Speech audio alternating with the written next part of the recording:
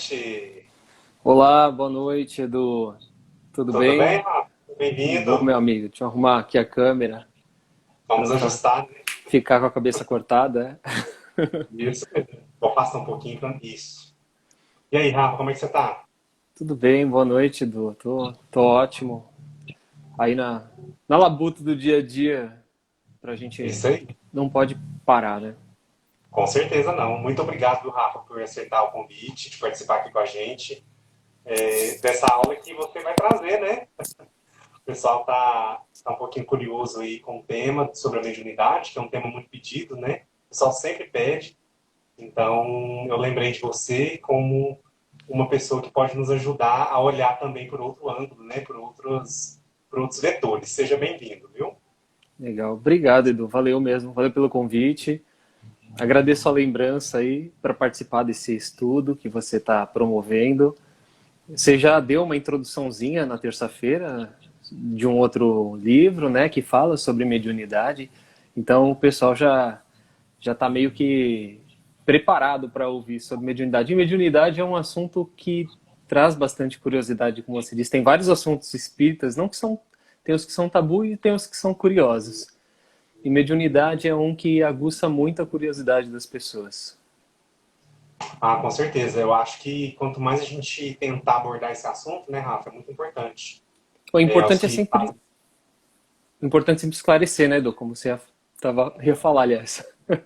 isso mesmo, gera muita dúvida, né? Assim, então, assim, é um assunto que realmente é importante a gente frisar e é importante sempre a gente é, direcionar também um pouco o nosso entendimento com o que a doutrina nos orienta, né? E aí a Sim, gente pois também é. pode abrir um pouco mais para entender um pouco mais, para depois também, na hora que precisar focar, a gente foca, né? Sim. É, a gente está aqui como papel de facilitador, mas não somos os senhores do conhecimento e da verdade, né?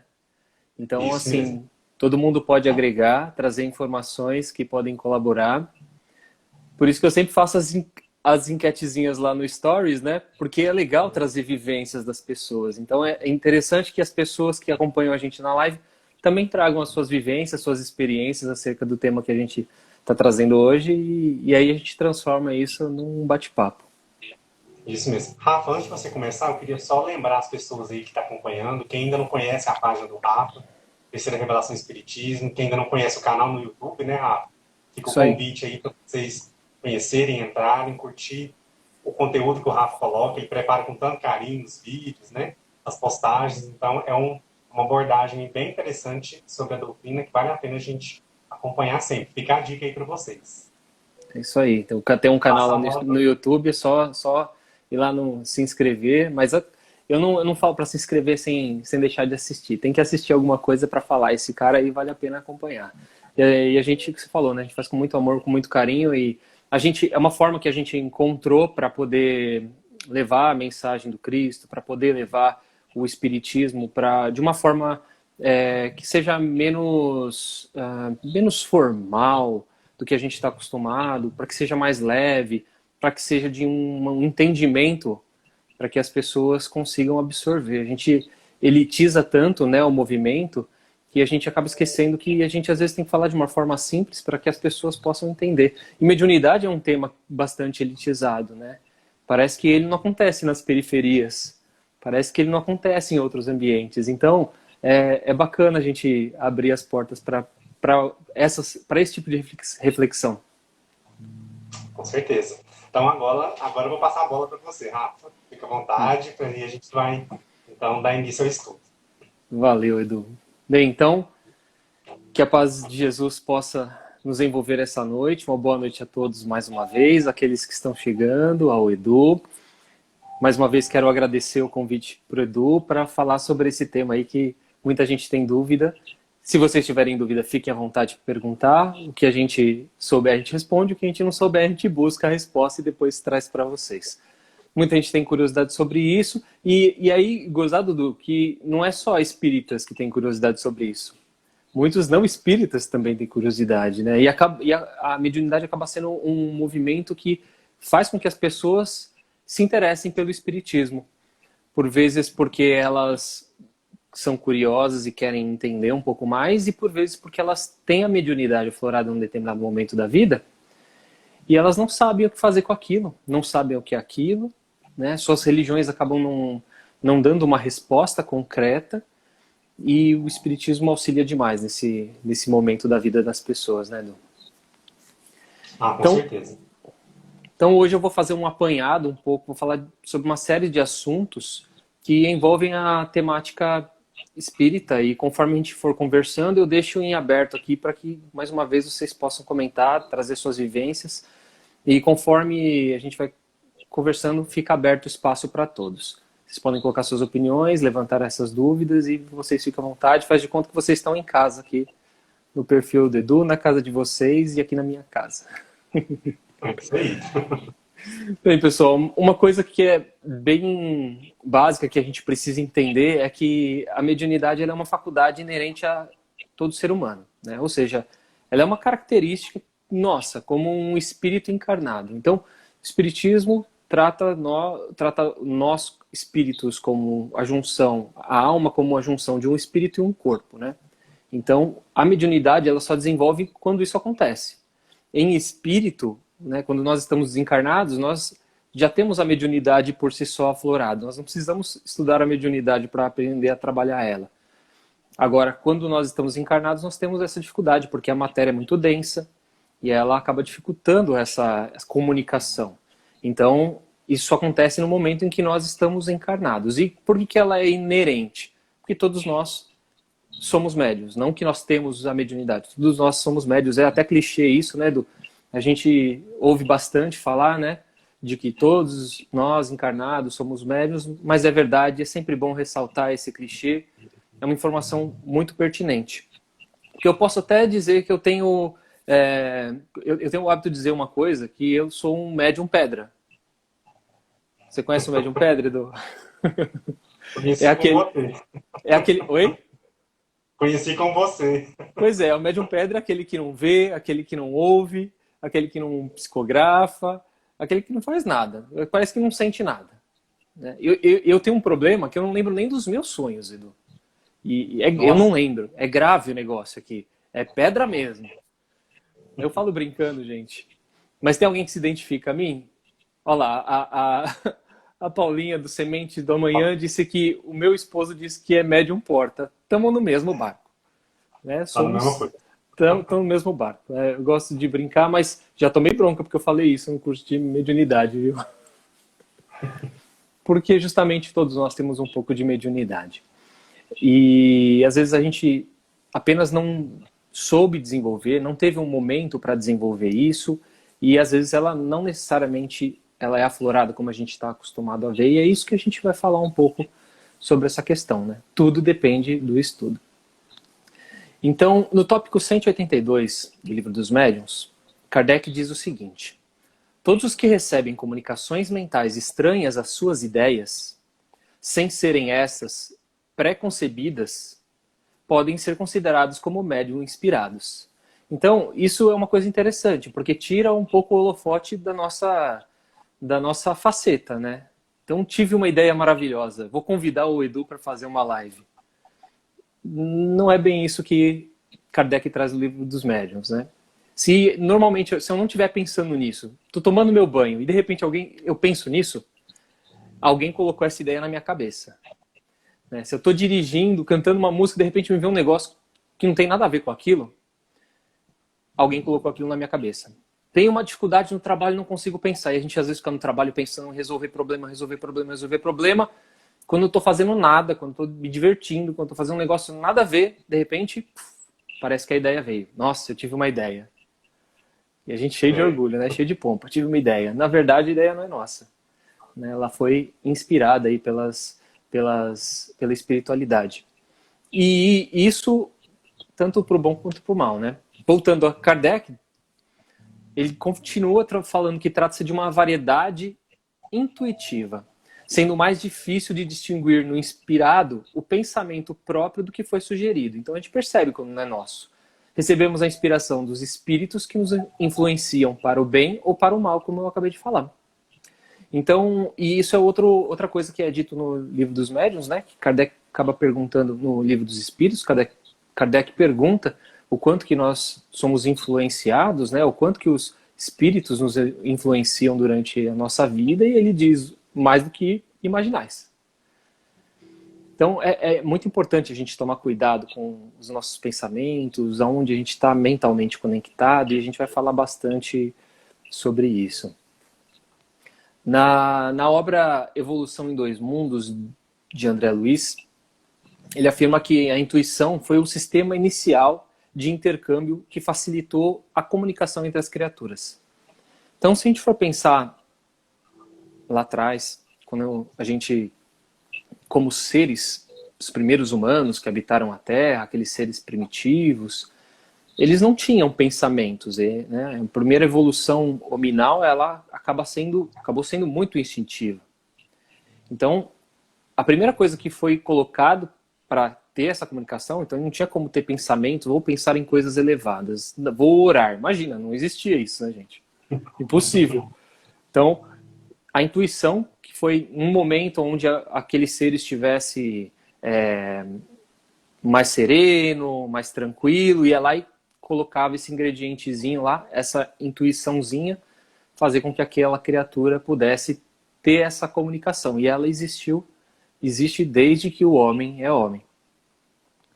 Então, pensar uma coisa, se todos nós somos médiums, né, uns mais do que os outros, isso faz parte daquilo que eu falei, da junção do espírito com a matéria, né, que chamamos de alma.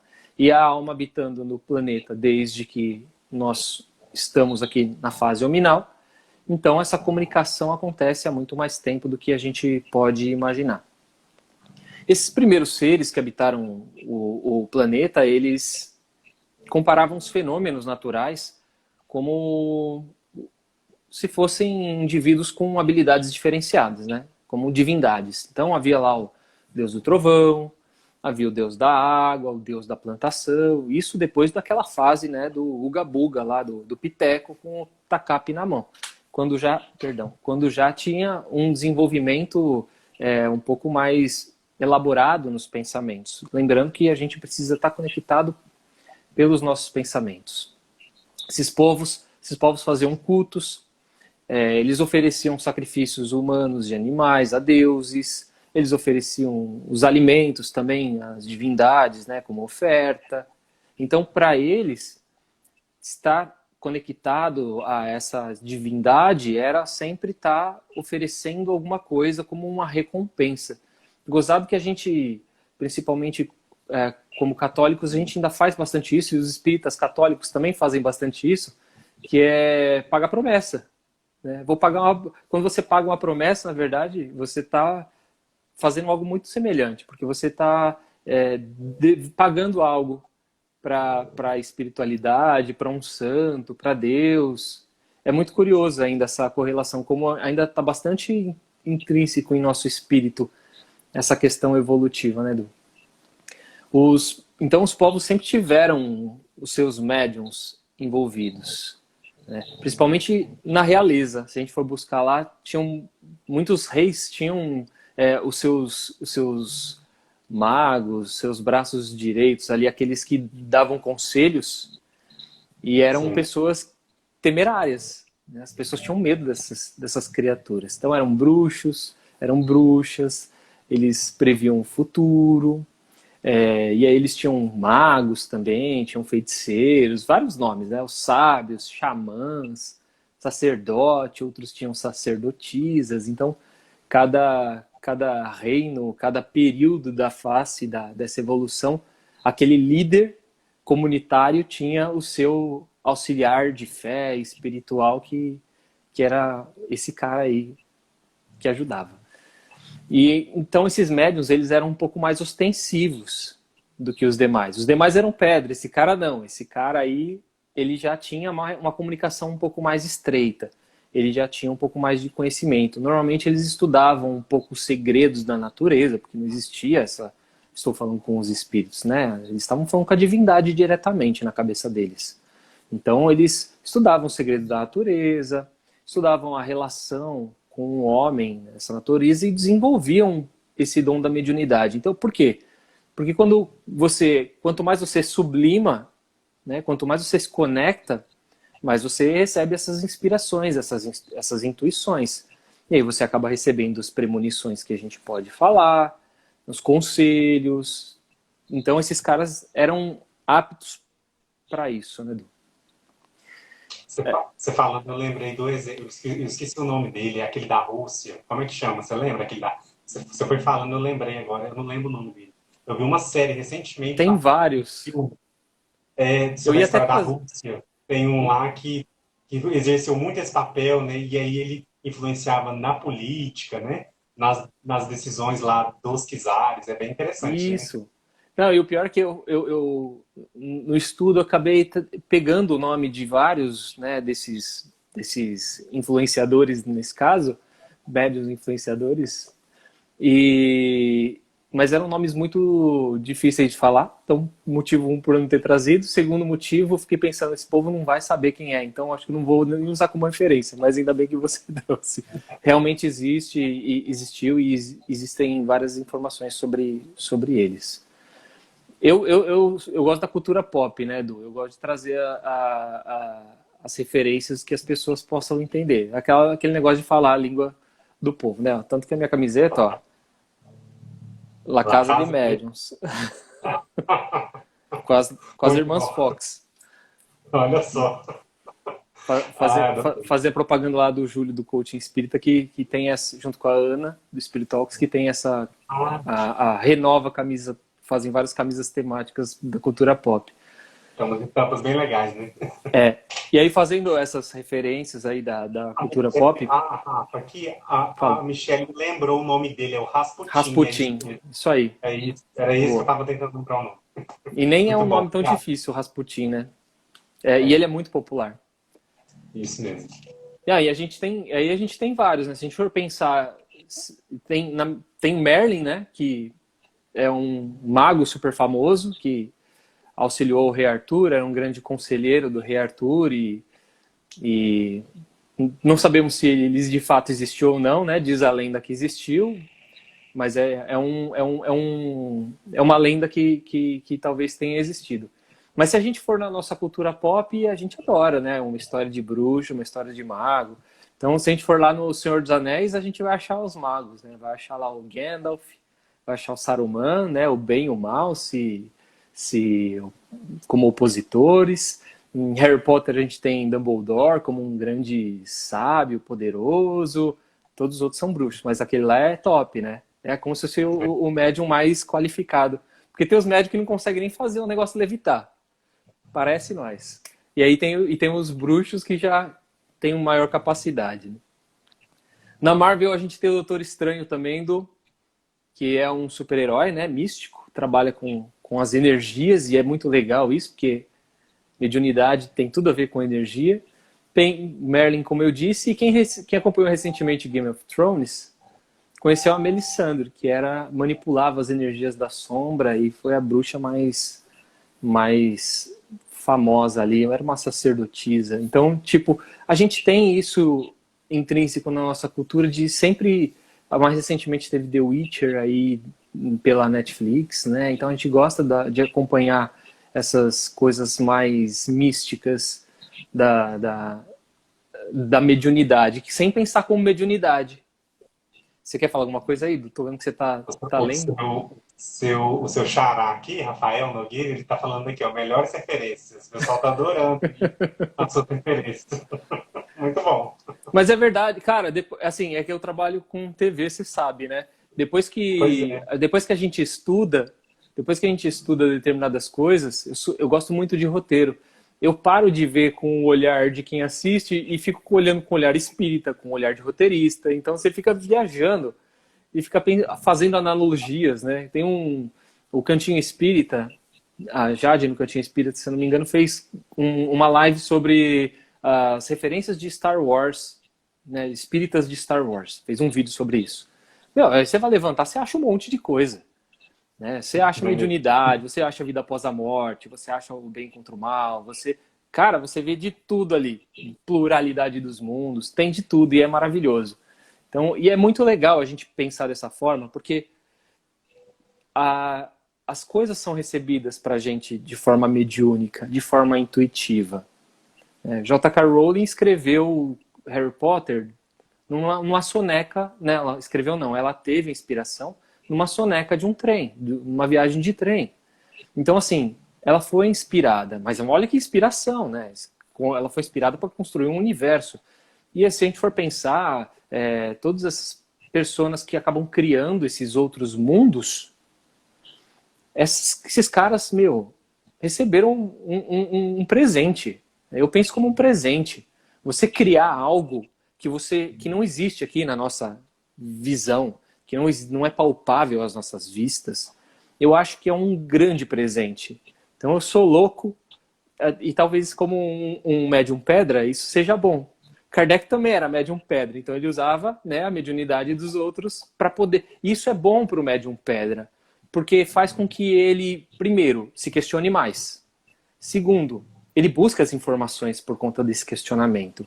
Então ele vai investigando mais e aquilo aguça ele. Quanto mais informações ele acaba tendo, mais ele vai gostando daquilo. Então eu posso ser um médium pedra, sou um espírita médium pedra, mas tenho muita fé. E é ela que faz com que eu continue me alimentando disso, fazendo com que isso seja instigante para mim.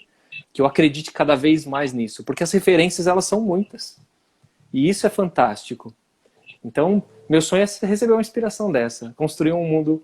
Tem um filme que eu adoro, que eu assisto milhões de vezes, chama-se John Carter.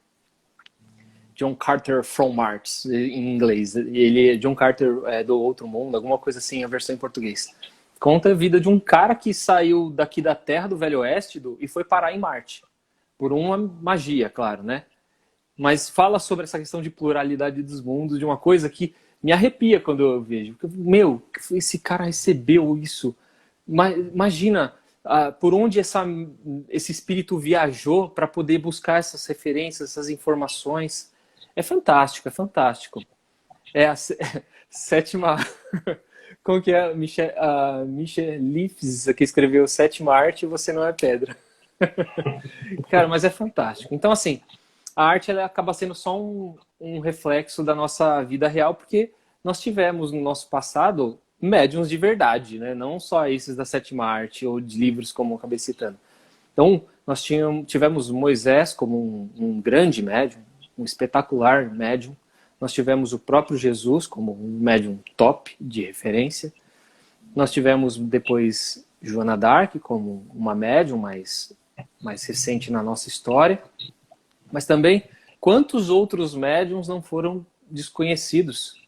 Nós estamos falando aqueles que às vezes deram a cara para bater e aquilo fez com que a vida dele tivesse um preço.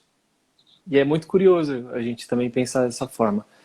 Então, a mediunidade, e quanto mais a gente vai evoluindo em espírito, mais a gente vai dando essa conexão com a espiritualidade. Isso não significa que eu não ter a mediunidade aflorada, eu seja mais evoluído daquele que tem a mediunidade aflorada. De forma alguma. Isso não significa nada em relação a isso. A gente vai falar um pouco sobre isso.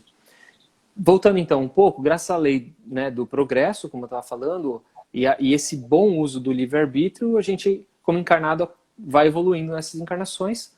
E com isso a gente vai aprendendo, né, a usar dessas ferramentas espirituais que nos são colocadas.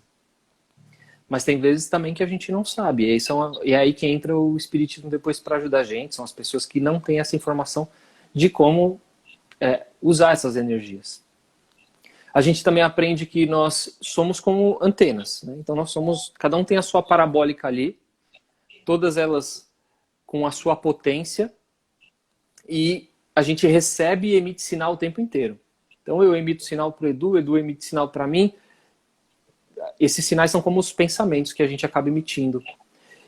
E por esses sinais a gente acaba se conectando àqueles que têm a mesma sintonia. Então eu estou emitindo o sinal do canal 5.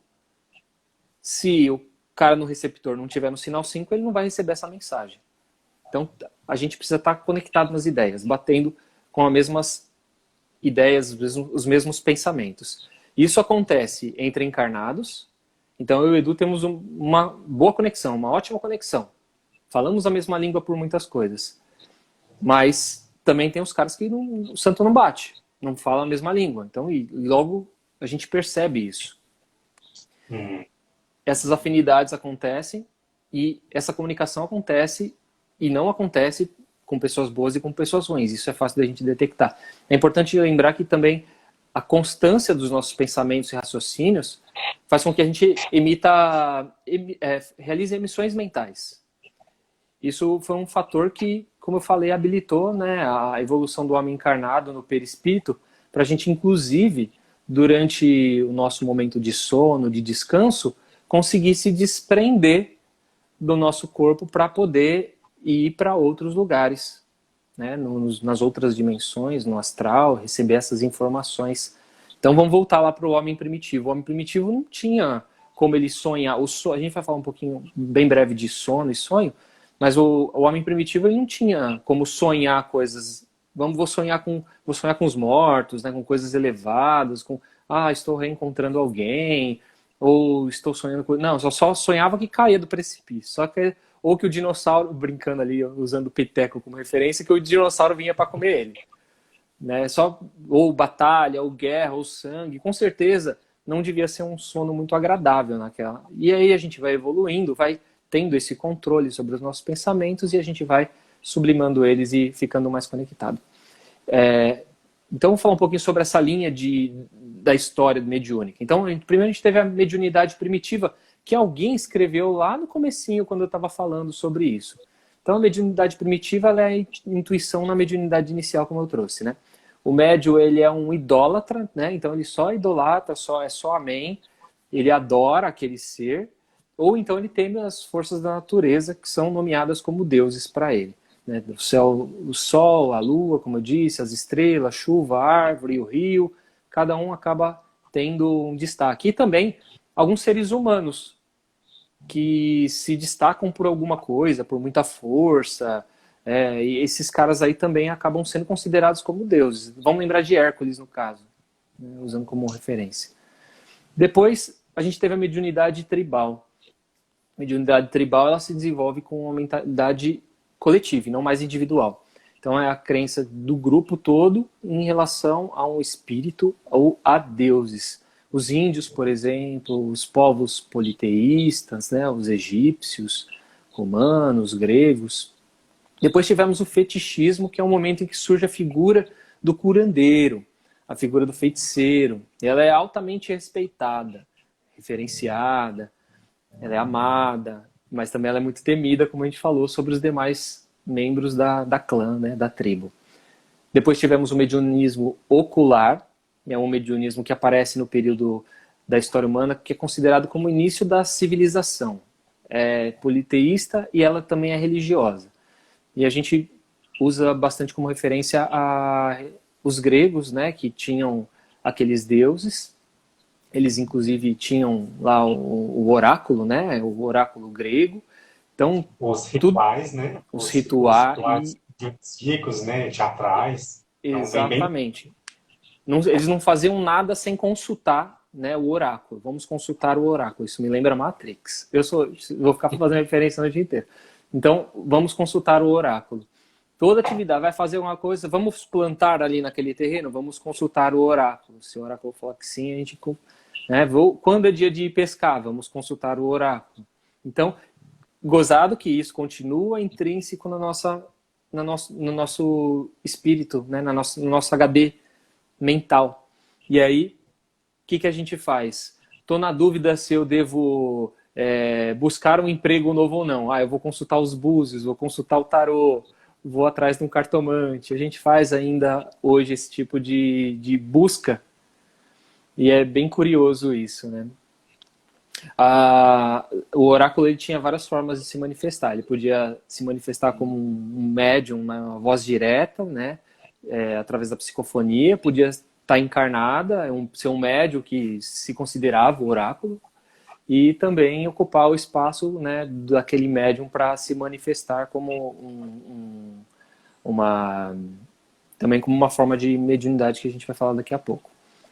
E aí depois já havia as práticas mediúnicas dos iniciados. A gente tem os egípcios que cultuavam o livro dos mortos e tinha a mediunidade de cura relatada nesse livro dos mortos, que era o livro que ia junto com o morto dentro do sarcófago, justamente para que ele passasse pelas etapas, né, para onde ele ia.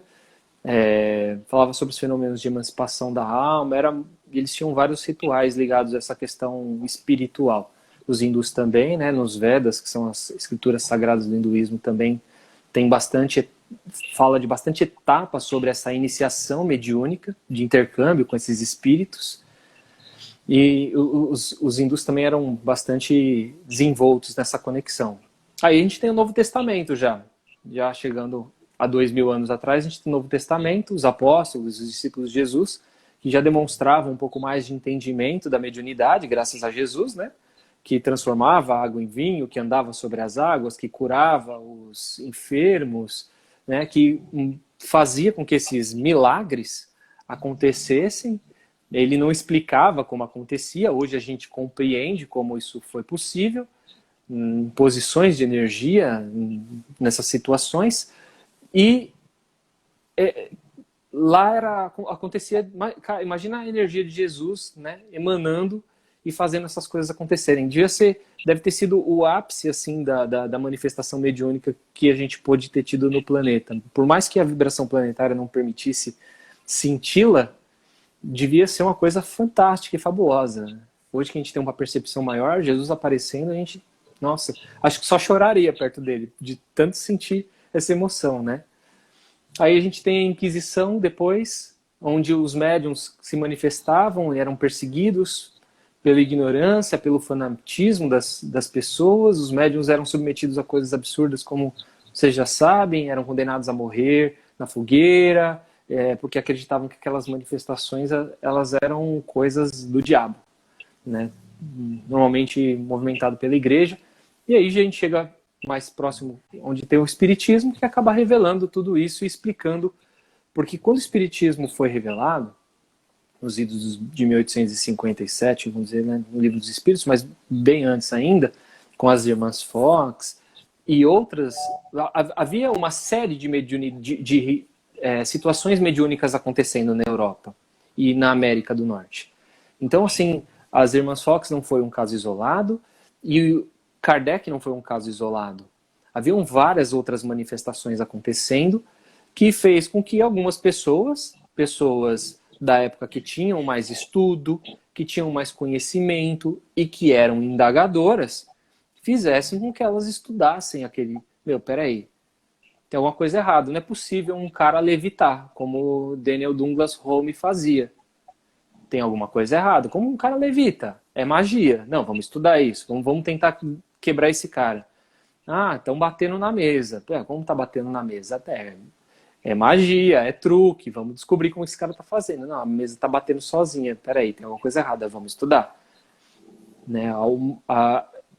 Isso começou a mexer com essas pessoas. Vamos entender o que está acontecendo. E aí começou a ter a movimentação e o espiritismo surgiu dessa forma. Até os dias de hoje, como nós conhecemos. Vamos dar uma parada? Vou tomar uma água aí se quiser ler alguma coisa. Deixa eu ler o comentário aqui. Mas assim, Rafa, só pegando um gancho em tudo que você falou, eu acho muito interessante todas essas referências que você traz. Por quê? Porque elas reafirmam para a gente que a mediunidade ela faz parte do ser humano, ela faz parte da história do ser humano.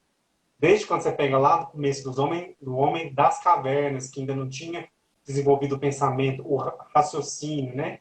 Foi ali evoluindo, foi melhorando, foi vindo, foi etapa por etapa, e a gente percebe que a mediunidade está presente em todas as etapas, né? E houve povos lá atrás, povos antigos, primitivos, que também tiveram acesso a tantas e tantas informações, né? Hoje a gente tem tudo no livro, bonitinho, né? Para a gente estudar, mas esses povos lá atrás, eles também tinham uma vivência disso. Quando a gente pega, por exemplo, vou puxar um pouquinho para minha área agora. Quando a gente pega um pouquinho lá os textos do teatro grego, né? As tragédias, as comédias, sim. Pessoal, assim, são recheados disso. Assim. Então a gente percebe que a sociedade daquela época ela já tinha uma abertura, uma percepção desse algo a mais que hoje a gente já denomina como mediunidade, como médium, né? com o plano espiritual, a gente já consegue denominar assim mais pontualmente. Mas desde aquela época, lá bem antes de Cristo, né, 4.000 anos, 10.000 anos antes de Cristo, isso já estava ali no dia a dia, né, e ficou impresso, representado na arte do teatro grego e também em todas as outras artes, né. Então isso veio caminhando, a doutrina chega para poder escancarar, né.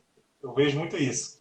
Quando eu assisti o filme Kardec e vi aquele movimento ali sendo representado, para mim é um escancaramento, assim, para todo mundo. Olha, está acontecendo em todos os lugares ao mesmo tempo. O que é isso? E aí, realmente, foi isso que você falou, né? E as pessoas foram indagando, foram pesquisando, para realmente se trazer esse conhecimento materializado para a gente continuar a caminhada, né, Rafa? Essa caminhada, ela Sim. continua, né?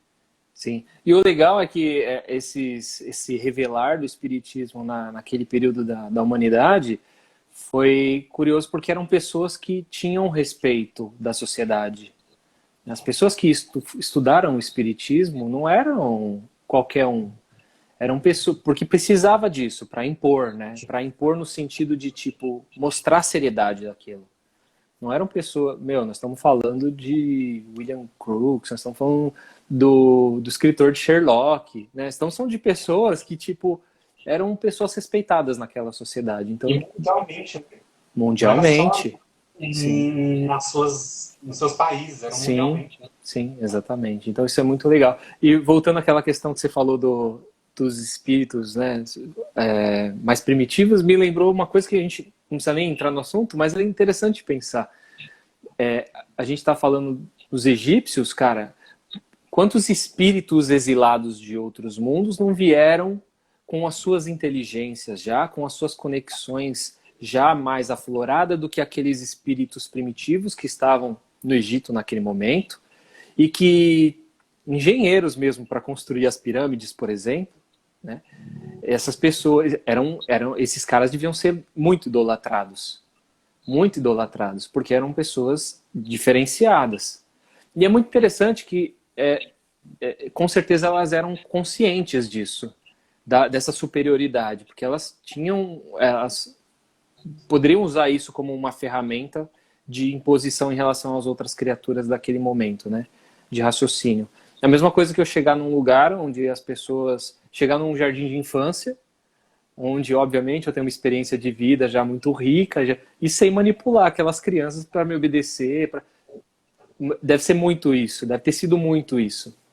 E olha a responsabilidade desses espíritos que já vieram exilados de outros lugares e tinham que aqui mudar um pouco da sua moral e da sua forma de se viver. Então é bem legal isso. Então, voltando então ao nosso assunto, eu trouxe algumas citações. Trouxe uma citação de Kardec, que ele diz o seguinte: como intérpretes do ensino dos espíritos, os médiuns devem desempenhar um papel importante na transformação moral que ela opera. Então, tem uma responsabilidade aqui. Ser médium não é tipo, tenho mediunidade e tipo, preciso controlá-la para não ter. Ou ela tem um papel fundamental dentro da sociedade onde a gente está e principalmente na nossa transformação moral, porque ela acaba mexendo com o nosso psicológico naturalmente.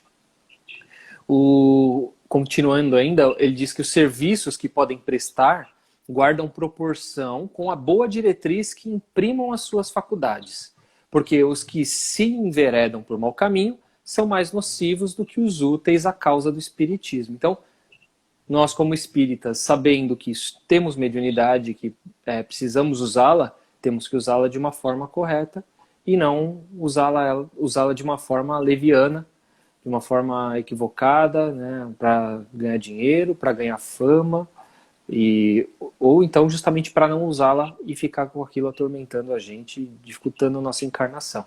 Isso está no Evangelho segundo o Espiritismo, no capítulo 23, no item 19. Eu gosto muito, Edu, de Edgar Armond.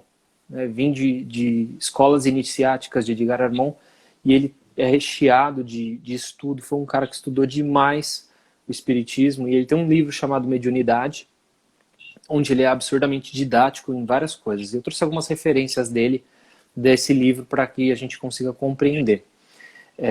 Ele definiu a mediunidade em duas escalas, a mediunidade natural e a mediunidade de prova. Então, assim, no livro dos médiuns, existe ele foi criado justamente porque as pessoas queriam entender mediunidade. Depois de ler o Livro dos Espíritos, as pessoas viam que, opa, tem manifestação, precisamos entender como isso acontece. E aí começaram a aparecer mais médiuns. E aí, como que você faz para se comunicar? Então, Kardec, depois de criar alguns textos de publicações, também na Revista Espírita, ele acabou compilando essas informações e construiu o Livro do Médium. O Livro do Médium é justamente para que as pessoas pudessem entender como funciona, quais são os mecanismos e como fazer essa comunicação. Basicamente, para essa finalidade do livro. Então, ótimo livro de estudo, a gente aprende demais com ele.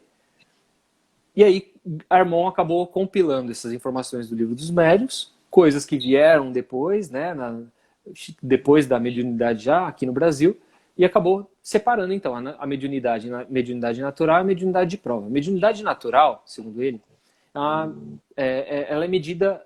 à medida que o indivíduo acaba evoluindo, ele se moraliza. Então, ele acaba adquirindo faculdades psíquicas, ela aumenta, e, consequentemente, aumenta também a percepção espiritual, como a gente já falou isso no início, né? Nesse caso, ela atinge qualquer homem a qualquer tempo. E a intuição é a forma mais avançada e perfeita. Então, ela permite que os nossos conhecimentos, o conhecimento das coisas e o intercâmbio entre essas entidades espirituais aconteça sem a necessidade de um trabalho mediúnico obrigatório. Então, vou voltar para Jesus. Jesus não precisava fazer um estudo mediúnico, fazer uma roda de mediunidade para aplicar a mediunidade, né? É claro que aquilo nele era muito mais natural, mas é como se nós fôssemos espíritos super evoluídos, né? Viéssemos para a Terra aqui sem provas e expiações, e aí a gente acaba tendo muito mais facilidade para fazer esse intercâmbio com a espiritualidade, porque já entende como funciona. E tem a de prova, que é onde todos nós mortais estamos. Então, tirando Jesus no nível, todos os outros acabam tendo brincadeira. Mas, assim, a maioria, quase, para não falar quase na totalidade, está envolvido nessa mediunidade de prova, que é a mediunidade que nós estamos por quê? Porque nós estamos ainda atrasados em nossa evolução moral, né? Nós ainda não temos algumas capacidades intelectuais, nem psíquicas, nem pensamentos. Então, nós recebemos essa mediunidade como um presente, como eu acabei falando lá na questão de receber as informações. Então, nós não conquistamos, nós recebemos por empréstimo.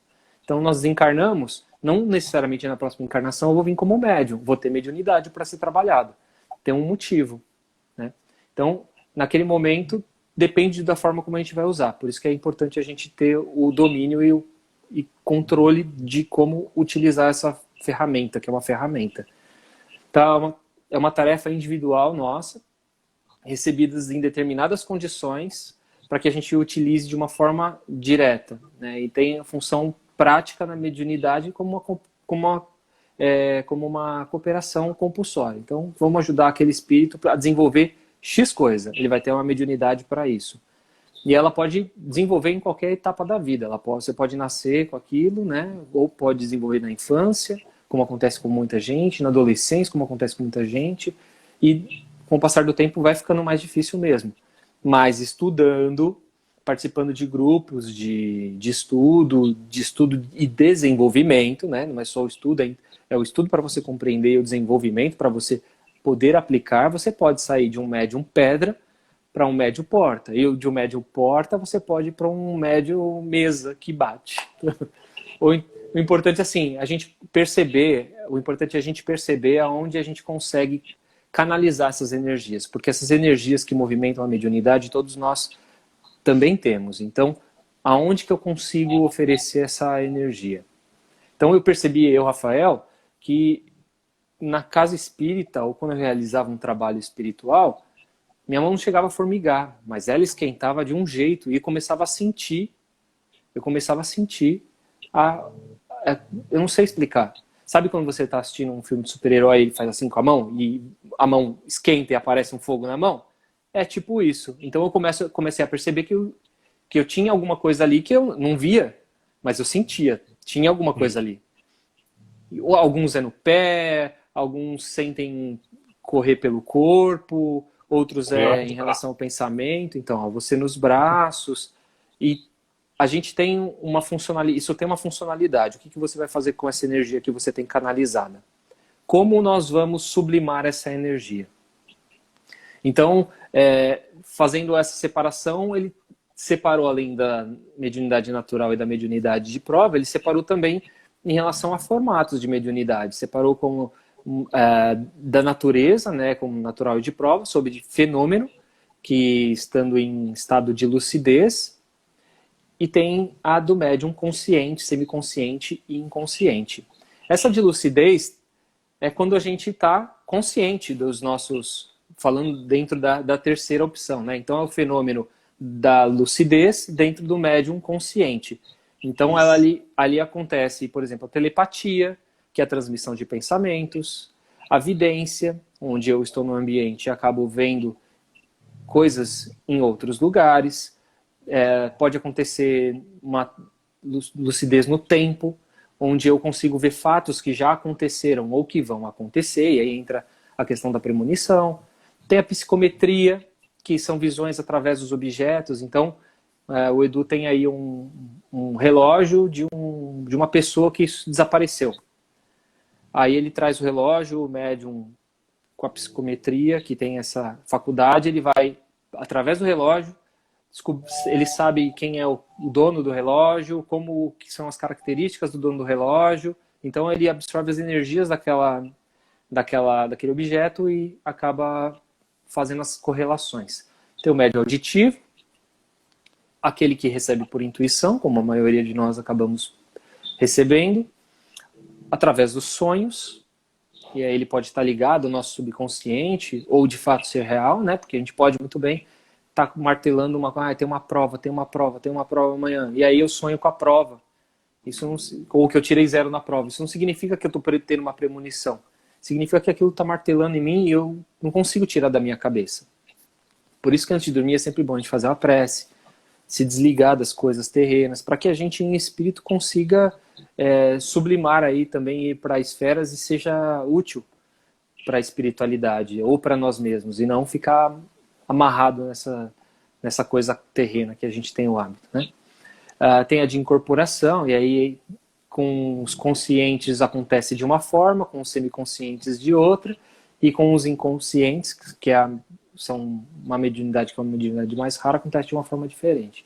Então, a do consciente é como se ele tivesse recebendo aquelas informações telepaticamente, né? Então, por pensamento, o espírito passa a informação para ele e ele, de fato, acaba escrevendo no papel ou falando. Legal. Tem a forma onde Chico mencionava, uma forma semiconsciente, você está naquele estado de transe, né? E eu lembro que eu vi uma entrevista de Chico falando que o Nosso Lar, ele acabou escrevendo dessa forma, o Nosso Lar, agora não lembro se foi ou há 2000 anos, onde ele falava que ele assistia as cenas acontecerem. Olha que legal, era uma vidência, né, atemporal, ele via as cenas acontecerem como se ele estivesse num filme, ou como se ele estivesse presente ali naquela situação. E aí ele vai botando aquilo no papel. Olha que coisa fantástica, né? Foi há 2000 anos mesmo. Há 2000 anos. A Dona Ivone também tinha essa faculdade, né? Sim. De ser levada para aquela cena e ali ela observava tudo e depois trazia para o papel. É sensacional. Aí temos a psicografia, né? A transfiguração também, que um espírito opera sobre um médium, então ele adormece o médium, desliga ele parcialmente, né? Entra naquele estado de transe e ele consegue moldar através de um relaxamento. É uma coisa bem científica, né? Bem fisiológica, né? Ele faz um relaxamento dos centros nervosos e dos tecidos e consegue mudar a feição. Sabe que quando você entra, você vai fazer acompanha uma psicografia, uma mensagem, né, uma psicofonia de um espírito que fala uma língua que aquele cara não fala. Então eu sou brasileiro e um alemão eu começo a falar alemão. Nunca falei alemão, só que eu não é só falar alemão. Eu mudo minha feição, a minha forma de falar, então isso seria a transfiguração. E tem os efeitos físicos, que são os efeitos que eu, tristemente, vou explicar por quê, não vejo, a gente não vê mais acontecer. E a gente fala, por quê? Que eu falo triste, depois eu falo por quê o triste. Mas a gente não vê mais acontecer, porque, segundo as pessoas gostam de dizer, são mediunidades são efeitos que a gente não tem mais necessidade, porque agora a gente já tem essas outras de lucidez. Eu vou falar por quê depois. Mas existe a de levitação, como eu falei do Daniel Douglas Home, que ele levitava e as pessoas, uau, como esse cara está fazendo isso? O de transporte, que fazia com que o médium se transportasse como se fosse um teleporte, né? Ele podia se transportar presencialmente ou à distância. Tinha a tipologia, que é o caso das irmãs Fox, né? Que as batidas, as pancadas, os raps sobre os móveis. Depois a de materialização, que tinha a Miss Cook, que materializava a Kate King. E aí é uma questão de energização, né, de doação de ectoplasma. Então as pessoas que estavam presentes faziam a doação do ectoplasma para que formatasse o perispírito e que aquela criatura se materializasse por alguns minutos, segundos. Mediunidade de cura também, que ela é bastante ativa hoje, onde os médiums acabam curando as moléstias, provocando reações nas criaturas, que você vai fazer uma cirurgia espiritual, você passa por uma mediunidade de cura. Tem também os desdobramentos conscientes e inconscientes, de bilocação. Então o espírito está aqui, eu estou conversando com você, mas eu estou consigo em outro lugar ver o que está acontecendo, ou então eu estou conversando com você e consigo me materializar em outro lugar. O professor Eurípides Barçanufo é bastante conhecido por isso, né? Estar em dois lugares ao mesmo tempo. Então, falando com uma pessoa e estou ajudando um doente lá em outro lugar. É fantástico isso. Então, são fenômenos que a gente não vê mais acontecendo. E aí eu falo, por que eu acho que é infelizmente? Porque a gente tende a evoluir. E nós estamos num momento, no Brasil, no mundo, de muita incrudelidade. Né?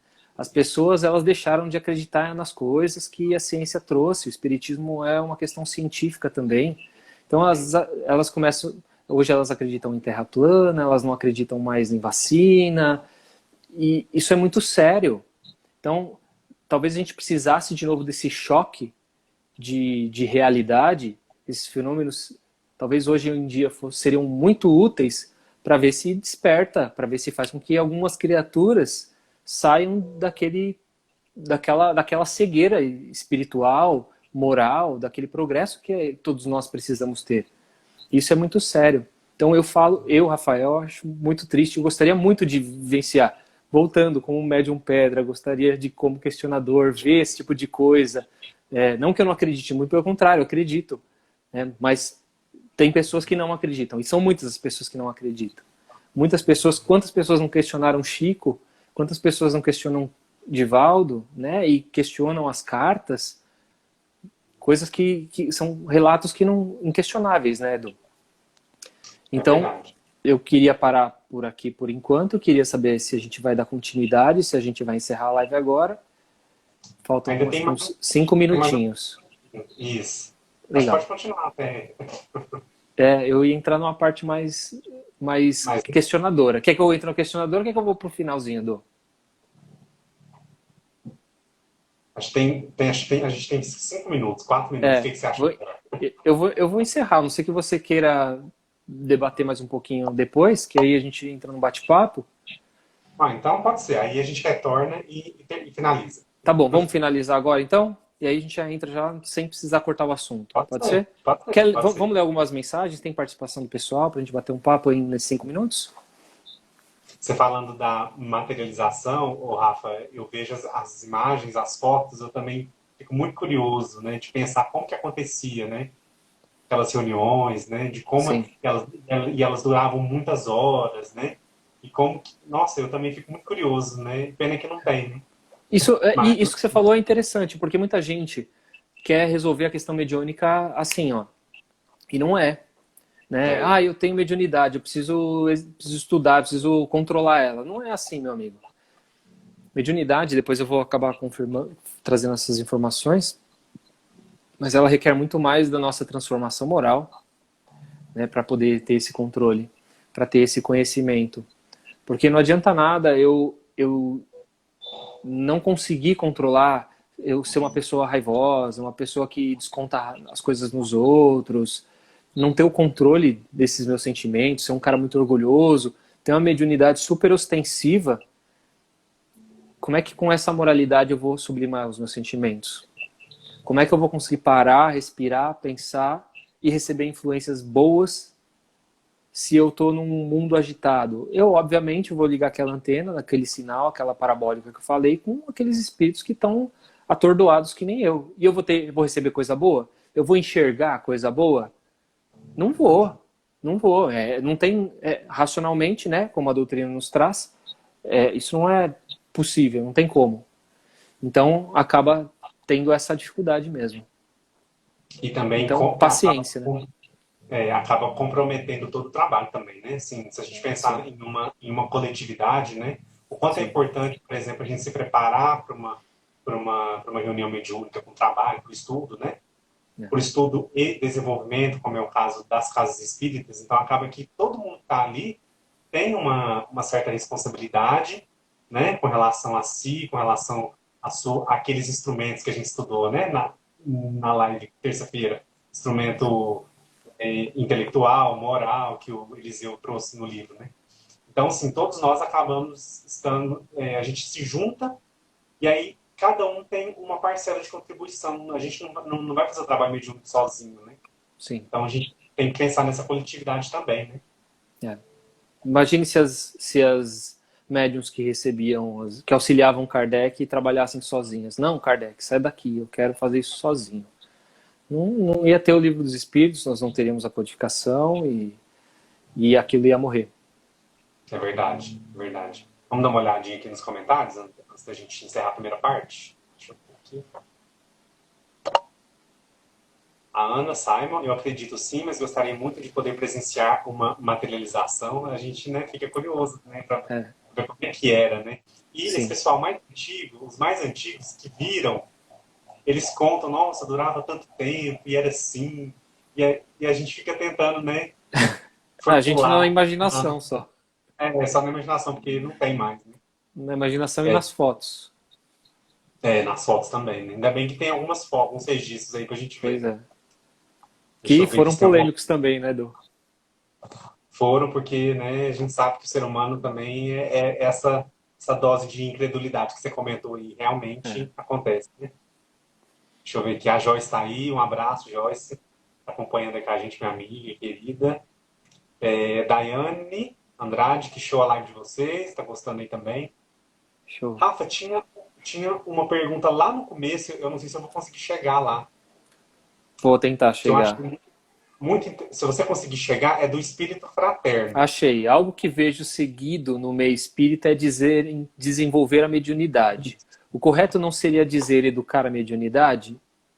É o correto, sim. Nós precisamos educar a nossa mediunidade. Sim, nós precisamos educar primeiro para poder desenvolver. Você não consegue desenvolver sem entender o básico do funcionamento daquilo. É um processo natural mesmo. Então, o correto é isso mesmo. É a gente educar primeiro, conhecer, educar e desenvolver. E depois praticar, Então, né, Edu? com certeza, né? Sem a prática não tem como, né? Olha só, o reloginho já apareceu aqui. Eu vou encerrar a primeira parte, deixar salvo. Daqui 2 Fechou. minutinhos a gente retorna.